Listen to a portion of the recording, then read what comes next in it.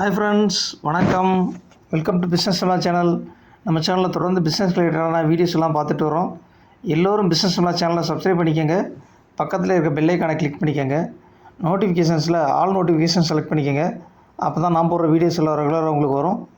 Friends, இன்றைக்கி நாம் income tax போர்ட்டலில் உங்களுடைய ஃபுல் நேம் எப்படி ரெஜிஸ்டர் ஆகியிருக்குன்னு பார்க்க போகிறோம்.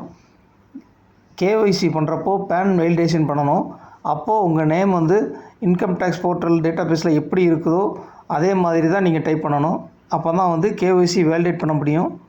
அதை பற்றி தான் இன்றைக்கி நம்ம பார்க்க போகிறோம். இந்த வீடியோவை ஸ்கிப் பண்ணாமல் பாருங்கள். வாங்க ஃப்ரெண்ட்ஸ், வீடியோக்குள்ள போகலாம். உங்கள் நேம் ஐடி டேட்டா பேஸில் எப்படி இருக்குதுன்னு பார்க்குறதுக்கு இன்கம் டேக்ஸ் ஃபைலிங் நியூ போர்ட்டலை என்ட்ரு பண்ணணும்.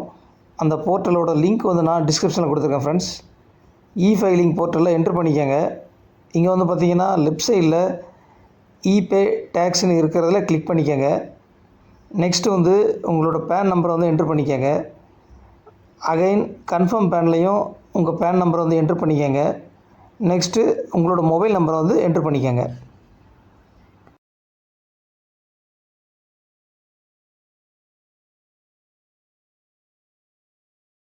அடுத்து பார்த்தீங்கன்னா கண்டினியூன்னு இருக்கிறதுல கிளிக் பண்ணிக்கோங்க. இப்போ உங்கள் மொபைல் நம்பருக்கு ஒரு ஓடிபி வரும். அந்த ஓடிபியை என்ட்ரு பண்ணி கண்டினியூன்னு இருக்கிறதுல கிளிக் பண்ணிக்கோங்க.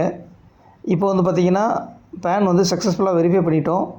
இங்கே பார்த்தீங்கன்னா பேனில் உங்கள் நேம் எப்படி ரெஜிஸ்டர் ஆகியிருக்குன்னு இதை பார்க்க முடியும்.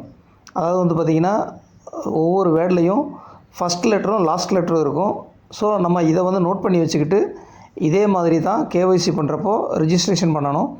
அப்போ தான் பேன் வேலிடேஷன் பண்ண முடியும். இல்லைன்னா மிஸ்மேட்ச் எரர்னு வரும்.